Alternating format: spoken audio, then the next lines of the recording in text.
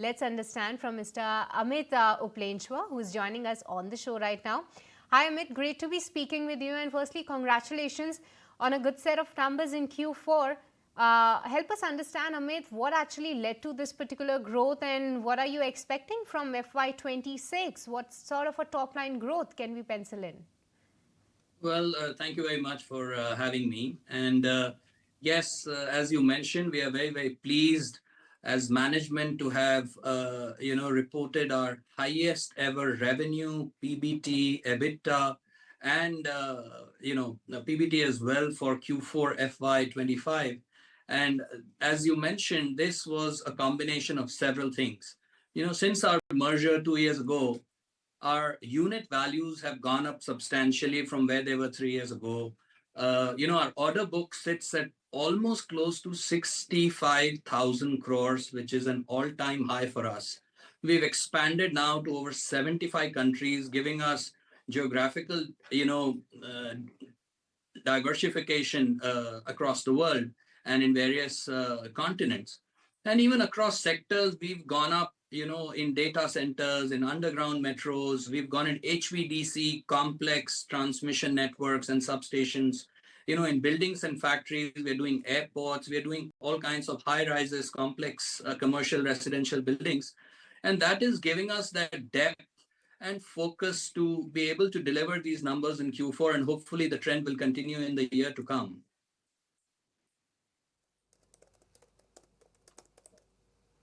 All Hello? right, thanks, Amit, for all those insights and congratulations on that great set of numbers. This is Kanishka also joining in. I also want to understand from you, while your other segments have performed very well, water has not been doing as well. So, do you expect any kind of improvement going forward in FY26? So we are cautious, and we are obviously hoping that things will get sorted out now that the elections are over, budgets are done, allocations have been given to water segment, which are significant. So I see only things picking up from here for the water. I think the last year's events are behind us. Good thing is that we are diversified across several sectors, and in spite of all these issues that sometimes come up in sectors which are beyond an organization, we've still managed to deliver very, very good numbers and kept most of our guidance intact.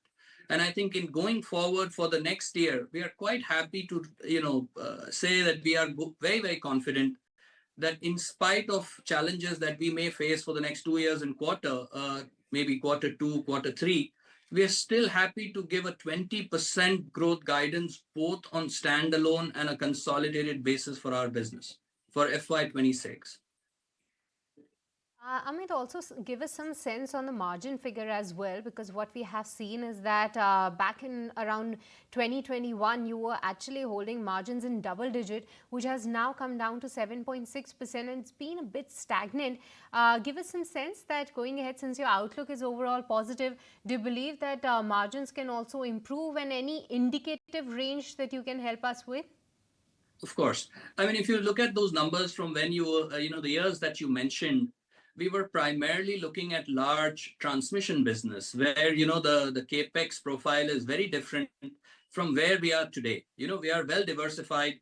And that's why for us, what is more relevant also for all of you to track is to look at our PBT, right? Which is a more realistic number because let's say urban infra, we have now 6 TBMs, which is one of the highest fleets in the country for underground metro, as against none that we had in the same year 4 years ago, right? So if you look at our absolute numbers, we have grown by 30% on a standalone basis, in terms of EBITDA, and also in terms of 16-17% on a full year basis last year. And I think we had said that we'll grow between 4.5 to 5% in terms of PBT in FY25, and we did just that. We want to increase our margin profile going forward for FY26. And I think we are confident and working very hard towards achieving, 5.25 to 5.5% of PBT on a standalone basis and close to 4.5 to 4.75 on a consol basis. And that is a significant margin improvement from last year. And I think we are quite confident that we should be able to get to those numbers, given the strength of our balance sheet, some of the lowest debt levels that we are on, If you look at all our financial ratios and metrics, they're the best that we've ever had in several years. And thanks to the synergies of our merger playing out, our scale per unit, our average project size, which used to be close to 200, 220 crores 4 or 5 years ago, has gone up close to inching close to 500 crores and going upwards. And I think that gives us the ability to optimize on projects and giving us that scale where we can, focus on margins.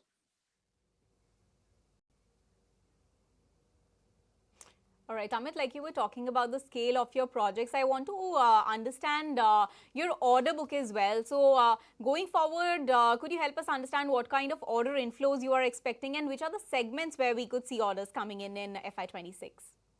So FY26, we are looking at, again, a 26 to 28,000 crores of order booking for FY26, giving us, again, a good visibility of 2.5 to 3 years of revenue forward. And we are quite comfortable with that in our business. Given the fact that T&D and B&F are on a huge upswing, and I think this trend is going to continue for the next 2 to 4 years, given the fact that the energy mix is evolving towards renewable, HVDC technology is now becoming mainstay because long distances where power is being transported. Airports are having a huge resurgence. You've seen a large order that we bagged again last year in the Northeast from Airport Authority. Going forward, we've got even internationally several airport projects, large data centers that we are bidding for. We are also looking to expand our water business overseas. And if we are qualified in several geographies, we hopefully will convert some of those into order wins this year. Let's see whether it's Q2, Q3 that pans out. We are also looking at underground metros and elevated corridors, tunnels that are, growing. So FY26 looks to be a good year across all our sectors from an order booking perspective. And as I mentioned, 26 to 28,000 crores is what we are looking at to book in the year ahead. Touched upon the data center. I just wanted to have your take. You were highlighting the fact that you are bidding aggressively for these particular tenders with respect to the data center. But how big an opportunity lies ahead? What sort of an order win are you already penciling in and looking forward to? And also, if you can give us some sense on the margin profile for this particular segment, any indications that how does the financial matrix stand out for the data center? So whilst the data center opportunity might be very large, right? But even for us, even if we get 1 or 2 decent sized projects, that works well for our B&F business. While the margin profile for the data center business isn't dramatically very different from our conventional B&F projects, but what works for us that it gives us a very high ROAS because the capital expenditure on these projects is practically zero. And order sizes, given the fact that we do large data centers, our unit size would be anywhere between 500 to 700 crores per project. So let's see. I would not like to give a number today for what would be the quantum of data center wins, but clearly it's an advantage for us when you look at a blended B&F, it fares really well for the company. All right, but if you can just give us some sense that what sort of an order wins are you penciling in? Is it coming in from the private players?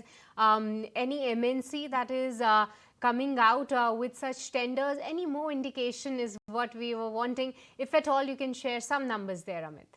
Most certainly. So if you look at our building and factory segment, majority of that has been in the private sector coming from the southern part of India. These are very large private developers, most of them being listed, and hence, very, very stable credit profile. We've been working with them now for over 20 to 30 years. And a large part, 65 to 70% of our business in the B&F comes from the private sector. We've been a little slow in the northern market, which primarily was historically a government order-led business in building and factories. However, that trend seems to have reversed with some of the northern developers also coming out with extremely large projects. You would have seen a project that was launched in Gurgaon of a very famous personality without naming, and that project was sold within 24 hours, realizing a revenue potential of over 3,000 crores. These kind of things didn't happen. So whilst B&F looks robust in the south, now the same has started happening in the northern part of the country. And I think 65 to 70% of that will come from the private sector is our sense, at least for the next 12 to 24 months.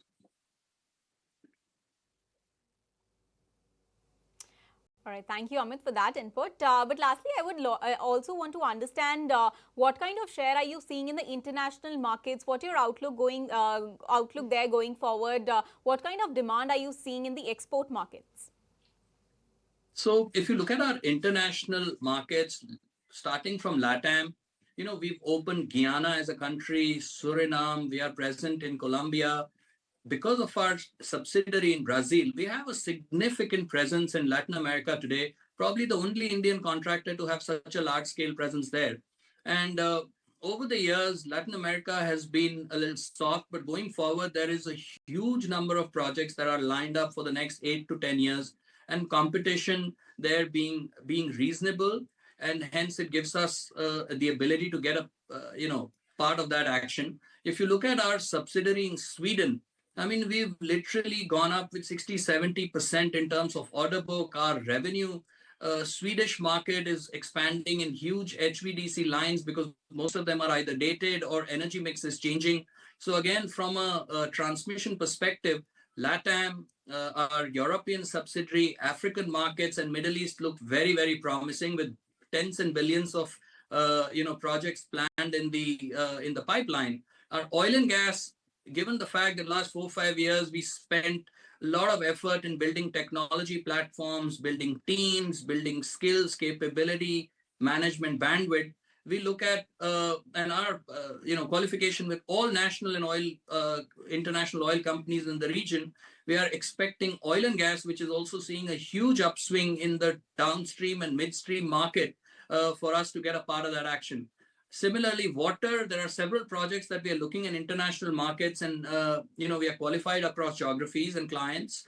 So that is also looking good for us.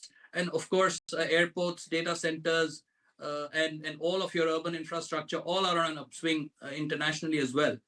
So we don't see projects or number of billions out there already announced. Let's see what we get out of it, which is profitable and in line with our corporate guidelines of how we want to take projects. All right, and we wish you all the best for that, Amit, and really appreciate you taking the time out today and speaking with us and giving us a sense that where's the company headed.